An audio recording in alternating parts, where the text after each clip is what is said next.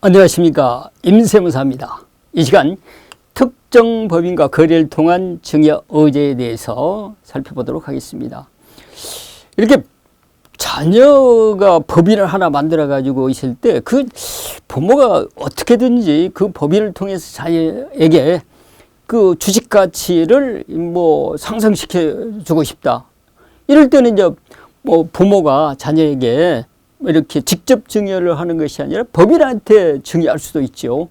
그렇게 법인에게 직접 증여했을 때도 증여세가 과세된다는 거. 구체적인 그러면 어떤 사례가 되는지 구체적인 규정 내용을 한번 살펴보도록 하겠습니다.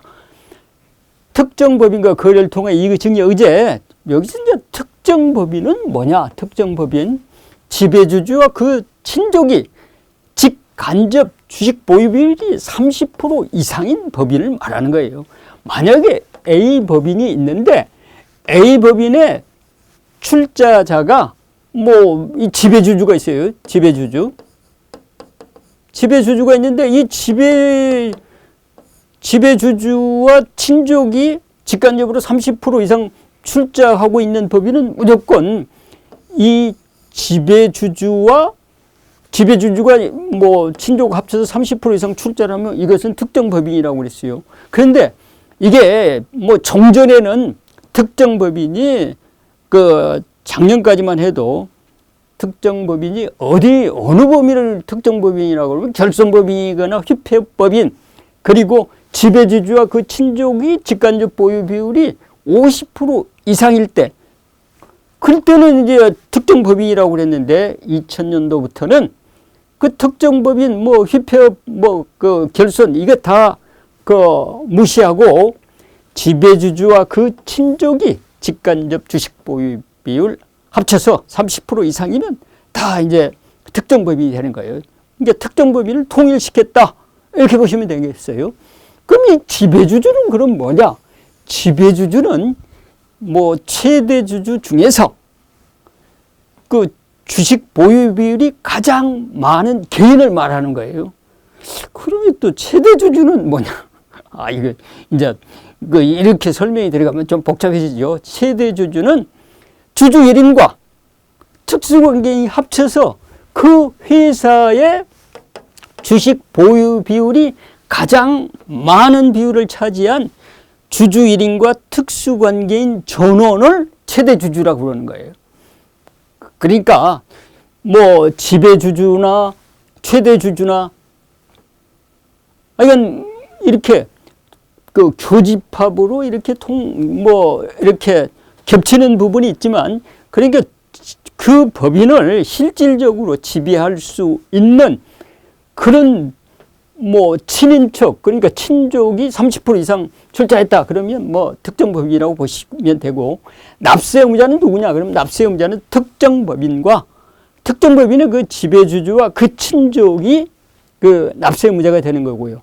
증여 시기는 이제 이 지배주주와 그 친족의 특수관계인이 특정 법인과 거래를 한 날, 그러니까 특정 법인과 거래를 한다고 해서 이 지배주주 특수관계인이, 그러니까 아들이 지배주주이고 아버지가 이 A 법인에 이렇게 자산을 그냥 무상으로 증여를 하거나 A 법인의 자산을 이렇게 아주 낮은 값으로 A 법인에 팔거나, 아니면 A 법인의 자산을 아주 높은 가격으로 아버지가 사주거나, 이렇게 되면 A 법인은 아버지가 이렇게 A 법인의 저가나 아니면 자산을 수중했던 부분에 대해서 법인세는 내겠죠. 법인세는 내지만 법인세를 내고 난 부분에 대한 그 유보 이익에 해당되는 부분에 대해서 이 지배주주와 친족이 그 주식 가치가 높아졌잖아요. 그 높아진 것만큼 증여세를 과세하겠다는 거예요.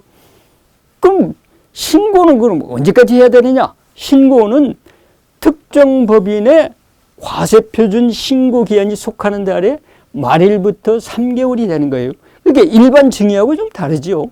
일반 증여는 신고 기한이 그 자산을 받은 달에 말일에 말일부터서 3개월 내에 신고를 해야 되는데 여기서는 왜 그럼 법인세 신고기간이 속하는 달에 말일부터 3개월이 되느냐. 이것은 뭐 그 의미를 따져보면 쉽게 이해할 수 있는 부분이에요. 왜 그러냐 그러면 증여재산 가액을 계산할 때 증여재산 가액을 계산할 때 특정 법인이 받았던 그 이익에 해당되는 법인세만큼 빼고 증여세를 계산하거든요.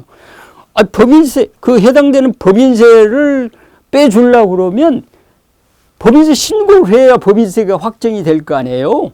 그래서 법인세 신고 기한에 말일부터 3개월 내에 뭐 증여세 신고를 하도록 돼 있는 거예요. 그럼 각 주주에게 그러면 이익을 계산할 때 이익을 뭐 각 주주에게 얼마를 계산할 거냐. 아버지가 특정 법인에게 자산을 100억을 증여를 했다. 100억 너무 많은가요? 하여간 뭐 얼마를 증여했다 하더라도 그 특정 법인이 받는 거래 이익은 아버지가 특정 법인에게 이렇게 자산을 수중해 줬던 그 자산 수중 거래 이익, 이 자산 수중 거래 이익에 대해서는 법인세를 내야 되겠죠. 법인세를 내는데 이 법인세 그러면 뭐 최종적으로 법인세 내는 산출세액, 공제감면 빼고요.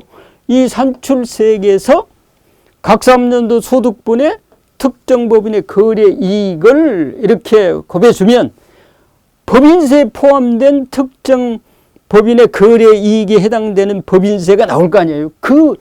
이 거래 이익에서 법인세 이 부분에 대한 법인세 상당액을 빼주고 주주 등 주식 보유 비율, 그러니까 지배주주와 친족의 주식 보유 비율을 곱해주면 이게 바로 증여이익이 돼버리는 거예요.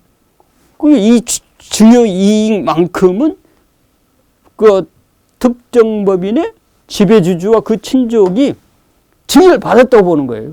그래서 이 부분에 대해서 증여세 신고를 이때까지 증여세를 신고를 해야 되는데 그럼 이 부분 증여세 한도액 계산은 2020년도부터는 한도액을 신설을 했어요. 이건 주주에게 직접 증여한 경우 증여세 상당액에서 법인세 상당액을 빼주는 거예요. 법인세 상당액은 이 법인세 상당액은 이렇게 해서 각 주주가 받았던 그 법인세 상당액은 각 주주가 받았던 부분에 대해서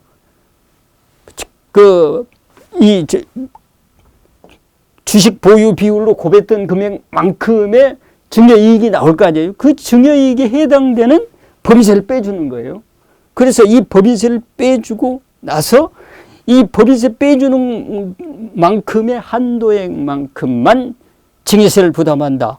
이 특정 법인의 거래를 통한 이익의 증여제 실무적으로는 이게 상속 증여세 절세 대책으로 많이 이렇게 활용을 하다 보니까 이 법이 굉장히 많이 바뀌었습니다.